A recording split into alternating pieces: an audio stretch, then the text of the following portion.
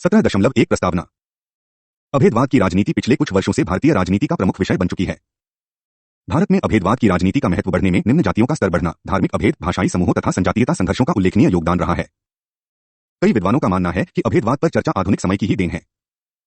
के कैल्हन क्रेग कॉलहून ने इस स्थिति का यह तर्क देते हुए उपयुक्त वर्णन किया है कि यह आधुनिक समय में व्यक्ति विशेष की स्थिति मजबूत करने, श्रेणीगत पहचान तथा त्वयं समरूपता लाने के भरसक प्रयासों के रूप में परिलक्षित होती है। यह प्रमुखतया आधुनिक समाज का घटनाक्रम है, क्योंकि कुछ विद्वानों का मानना है कि संजातीयता, धर्म, भाषा, लिंग संबंधी अधिमान्यताओं अथवा जातिगत स्थिति इत्यादि के प्रमुख सिद्धांत पर आधारित अभेदवाद पर बल एक प्रकार से भावनाशून्य आधुनिक विश्व में गुमनामी के जबरन उपचार की तरह है। इस प्रकार से हम कह सकते हैं कि यह जुड़े होने की प्रक्रिया है, आराम की खोज है तथा सामुदायिक दृष्टिकोण है, परंतु जटिल सामाजिक परिवर्तनों तथा आधुनिक विश्व की विविध शक्तियों, कारकों तथा घटनाक्रमों के कारण इस प्रकार की स्थिति बनी है तथा अभेदवाद की समस्या को पहचान मिली है। हम कह सकते हैं कि वास्तविक अस्तित्व या अभेदवाद की खोज एक सरल एवं निष्कपट संभावना है। इसमें अक्सर परस्पर व्यापी तथा संघर्षरत, शास्त्र विरुद्ध तथा बहुपक्षीय स्वयं के साथ समझौता शामिल है। कैस्कार्डी ने यह टिप्पणी करते हुए इसकी संक्षिप्त व्याख्या की है कि आधुनिक विषय की परिभाषा अलग अलग मान्यताओं वाले क्षेत्रों में इसे जोड़े जाने के रूप में दी जा सकती है, जिनमें से प्रत्येक क्षेत्र दूसरे को अलग थलग करने तथा दूसरों पर अपनी प्राथमिकता का दावा करने का प्रयास करता है, जिसके परिणामस्वरूप अभेदवाद संबंधी समस्याएं उत्पन्न होती है। तथापि अभेदवाद पर बल देने के साथ साथ समरूपी पहचान वाले क्षेत्रों में सामान्यता स्थापित करने संबंधी वैयक्तिक तथा सामूहिक अभेदवाद सार्वभौमिक सोच का विषय बन चुका है। 17.2 अभेदवाद की राजनीति क्या है?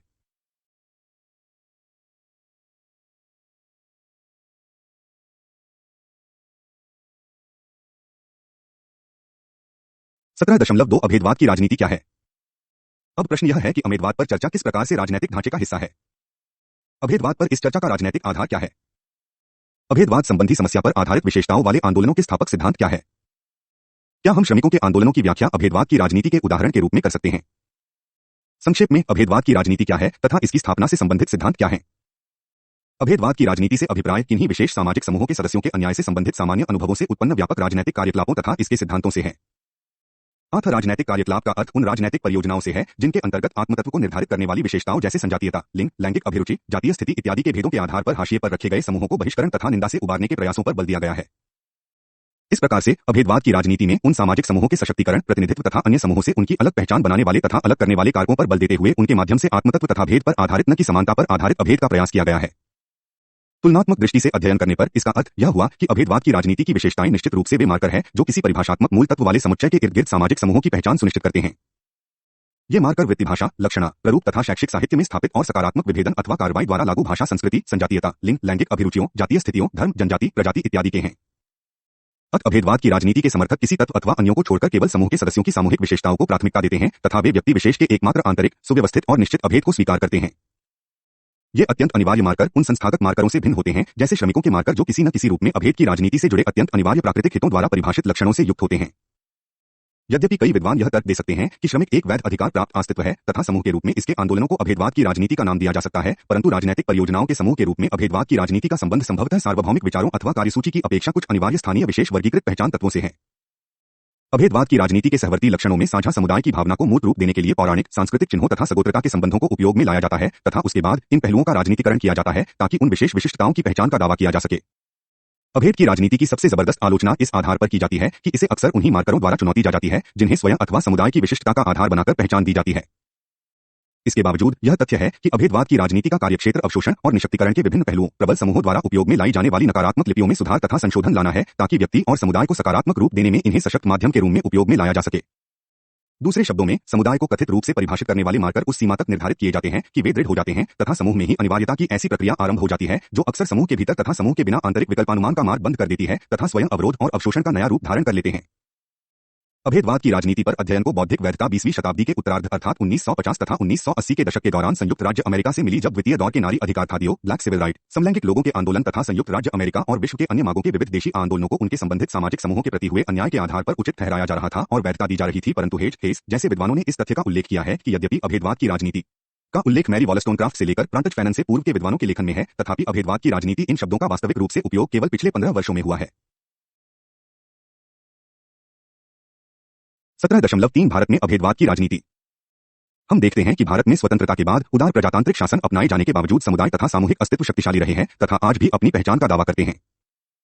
बेटिले का मानना है कि वास्तव में भारतीय शासनतंत्र में राजभक्ति के साथ उदारवादी, वैयक्तिक भावना तथा समुदाय की चिंताओं और जागरूकता के साथ सामंजस्य स्थापित करने का निरंतर प्रयास किया गया है। पारेख के अनुसार इस प्रक्रिया से व्यापक स्तर पर स्वायत्त तथा प्रमुखतः स्वशासित समुदायों को पहचान मिली है। इसने व्यक्ति तथा समुदाय दोनों को ही अधिकार प्राप्तकर्ता मानते हुए व्यक्ति तथा समुदायों के समुदाय के बीच तालमेल बैठाने की कोशिश की है।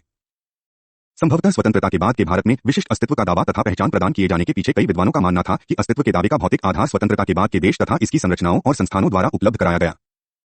अन्य शब्दों में, राज्य को विशिष्ट पहचान के रूप में लोगों को परिभाषित करने वाली तथा उनकी पहचान बनाने में देश की संरचनाओं के निर्माण और रखरखाव के माध्यम से सक्रिय योगदानकर्ता के रूप में देखा जा रहा है। इस प्रकार से भारत में कई रूपों में अस्तित्व की राजनीति दृष्टिगोचर होती है, तथापि इसका सर्वाधिक भव्य रूप भाषा, धर्म, जाति, संजातीयता अथवा जनजातीय पहचान पर आधारित अस्तित्व की राजनीति में है, परंतु इसका यह अर्थ निकालना गलत होगा कि इनमें से प्रत्येक मार्कर स्वायत्त रूप से तथा अन्य मार्करों को परस्पर रूप से प्रभावित किए बिना कार्य करता है। दूसरे शब्दों में, एक समरूप भाषाई समूह को संबंधित जाति के अनुसार वर्गीकृत किया जा सकता है और उसे धार्मिक दृष्टि से पुनः वर्गीकृत कर सकते हैं या फिर सबको विस्तृत संजाति के अंतर्गत रख सकते हैं। 3.1 जाति।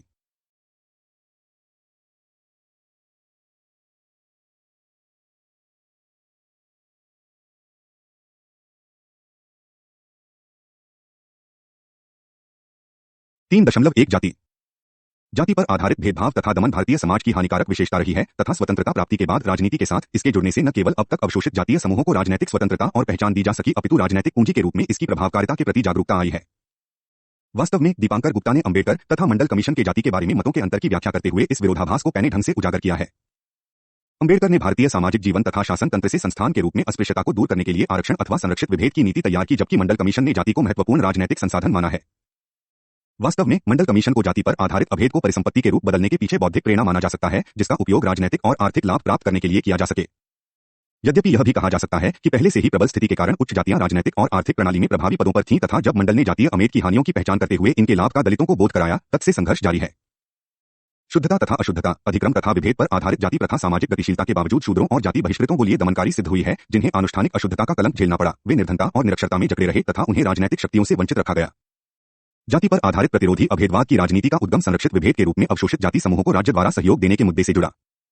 जाति पर आधारित समूह अभेदवाद को जाति अभेदों से संबंधित राजनीतिक बोध से प्रबलीकरण मिला तथा जातियों सहित विशिष्ट अभेदों के हितों की रक्षा का दावा करने वाले राजनीतिक दलों द्वारा इसे संस्थागत बनाया गया।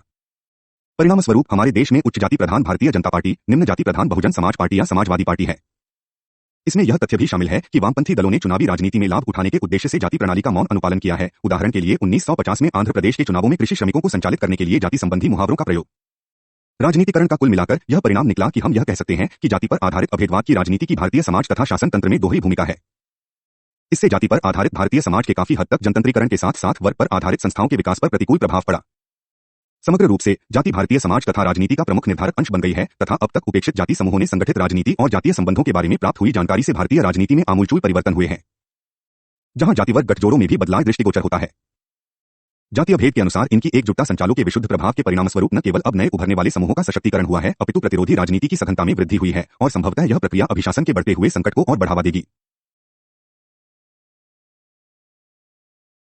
3.2 धर्म। अभेदवाद की राजनीति का एक अन्य रूप धर्म के साझा रिश्ते के आधार पर निर्मित समुदाय द्वारा प्रभावित होता है। भारत में हिंदू, इस्लाम, सिख, ईसाई तथा जोरोस्ट्रियनिज्म कुछ धर्मों को लोग मानते हैं। संख्या की दृष्टि से हिंदुओं की संख्या सर्वाधिक है, जिसके कारण कई हिंदू निष्ठावान समूहों जैसे राष्ट्रीय स्वयंसेवक संघ या शिवसेना तथा राजनीतिक दलों जैसे भारतीय जनता पार्टी अथवा हिंदू महासभा ने यह दावा किया है कि भारत हिंदू राज्य है। इन दावों के कारण भारत तथा इसके इतिहास के बारे में समधर्मी होने की मिथ्या धारणा को बढ़ावा मिला है। इन दावों का अन्य धार्मिक समूहों ने विरोध किया है, जिन्हें इन समान धर्म संबंधी दावों के कारण अपने धार्मिक तथा सांस्कृतिक जीवनयापन की स्वायत्ता को खोने का खतरा नजर आता है। इसके कारण विवाद खड़े हुए हैं, जिनके परिणामस्वरूप अक्सर सांप्रदायिक दंगे हुए हैं।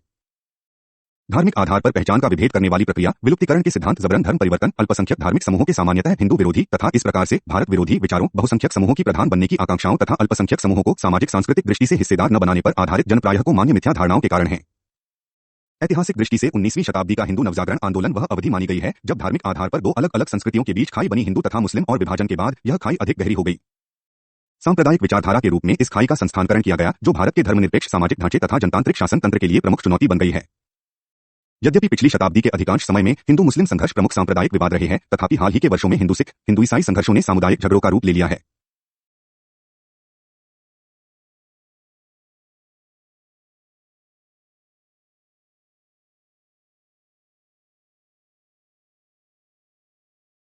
हिंदू राष्ट्रीय अभिखंडवाद, प्रतिनिधित्व, सरकार की राजनीति, सामुदायिक बोध होने तथा सामाजिक आर्थिक संसाधनों के लिए प्रतियोगिता, सांप्रदायिक विचारधाराओं के जन्म लेने तथा प्रमुख दंगों के रूप में उनके परिवर्तित होने के प्रमुख कारण हैं। धर्म पर आधारित अभेदवाद न केवल अंतर्राष्ट्रीय संदर्भ में विवाद का प्रमुख स्रोत बन चुका है, अपितु 1990 के दशक के आरंभ से यह भारतीय लोकतंत्र और धर्मनिरपेक्षता के लिए चुनौती बन गई है।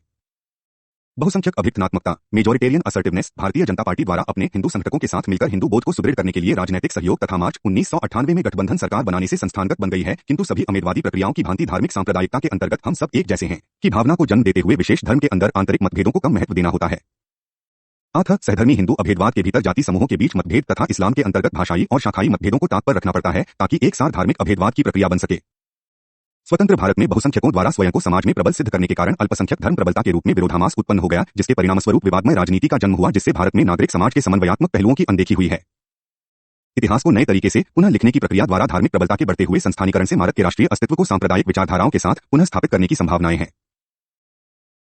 3.3 भाषा सामूहिकता की अवधारणा पर आधारित भाषा के कारण परस्पर जुड़े अभेदवाद संबंधी दावों का आरंभ कांग्रेस की स्वतंत्रता पूर्व की राजनीति से है, जिसने स्वतंत्रता प्राप्ति के पश्चात भाषा के आधार पर राज्यों के पुनर्गठन का विश्वास दिया था, परंतु जेवीपी जवाहरलाल नेहरू, वल्लभभाई पटेल और पताभी सीतारामैया समिति का यह मानना था कि यदि सार्वजनिक भावना आग्रहपूर्ण तथा अत्यधिक है तो तत्कालीन मद्रास के तेलुगु भाषी क्षेत्र से आंध्र प्रदेश के गठन को स्वीकृति दी जा सकती थी, जिसका वर्णन माइकल रेचर ने भारतीय राजनीति में 1953 से 1956 के दौरान चले राज्यों के पुनर्गठन से संबंधित कटु संघर्ष का शुरुआती कदम था, परंतु यह विडंबना रही कि भाषाई सामूहिकता के लिए अलग राज्यों के दावे 1956 में समाप्त नहीं हुए। यहां तक कि आज भी यह मांग भारतीय नेताओं के लिए चुनौती बनी हुई है, परंतु समस्या यह रही है कि गठित किए गए अथवा राज्य की मांग करने वाले राज्यों में से कोई भी एकल जातीय नहीं है तथा कुछ में तो संख्या तथा राजनीति की दृष्टि से सशक्त अल्पसंख्यक भी है, जिसके परिणामस्वरूप राज्यों के लिए मांग के कारण वर्तमान राज्यों की सीमाओं को खतरा जारी है तथा भाषाई राज्यों के बीच सीमा विवाद के संघर्ष चल रहे हैं। उदाहरण के तौर पर बेलगाम जिले से संबंधित महाराष्ट्र तथा कर्नाटक के मध्य विवाद अथवा मणिपुर के कुछ भागों के लिए नागालैंड का दावा।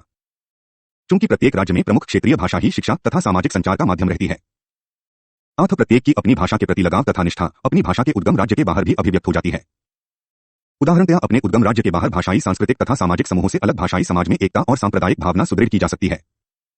अतः भाषा के आधार पर अभेद किया जाता है तथा समूह और समूह के बाहर की परिभाषा निर्धारित की जाती है। यद्यपि यह आमतौर पर माना जाता है कि भाषाई राज्यों में विषम जातीय समाज में सामूहिक स्वतंत्रता तथा स्वायत्तता आती है, तथापि आलोचकों का मत है कि भाषाई राज्यों ने क्षेत्रवाद को बढ़ावा दिया है और देश में अभेद संबंधी दावों में तीव्र वृद्धि हुई है। जहां 1652 मातृभाषाएं हैं तथा केवल 14 मान्यता प्राप्त भाषाएं हैं जिनके आधार पर राज्य बने हैं। उनका तर्क है कि भाषाई समूहों की पहचान के परिणामस्वरूप राष्ट्रीय एकता तथा राष्ट्रीयता की भावना को बढ़ाया नहीं मिला तथा मराठियों के लिए महाराष्ट्र तथा गुजरातियों के लिए गुजरात इत्यादि की भावना के कारण भाषाई अविश्वास उत्पन्न हुआ है और आर्थिक तथा राजनैतिक लाभ को भाषाई दृष्टि से परिभाषित किया गया है। 3.4 संजातीयता। आप इस पाठ्यक्रम की पुस्तक 2 की इकाई 26 में संजातीयता पर विस्तृत अध्ययन करेंगे। संजातीयता अमेद की परिकल्पना के 2 तरीके हैं, एक किसी एक पहलू भाषा, धर्म, जाति, क्षेत्र इत्यादि के आधार पर तथा दूसरे बहुपक्षीय विशेषताओं के आधार पर संचित रूप से अभेद बनाना। तथापि एक से अधिक विशेषता संस्कृति, प्रथा, क्षेत्र, धर्म अथवा जाति के आधार पर अभेद निर्माण के दूसरे तरीके को संजातीय अभेद निर्माण का सर्वाधिक लोकप्रिय तरीका माना गया है। एक से अधिक संजातीय अभेदों के मध्य संबंध मधुर अथवा कटु दोनों ही हो सकते हैं। वास्तविक अथवा काल्पनिक आधार पर संजातीय अभेदों के बीच प्रतियोगिता होने पर यह स्वायत्तता आंदोलनों, अलगाववादी अथवा संजातीय दंगों की मांग के रूप में परिलक्षित होती है। आप पुस्तक 2 की 26वीं इकाई में संजातीयता के प्रमुख उदाहरणों का अध्ययन करेंगे।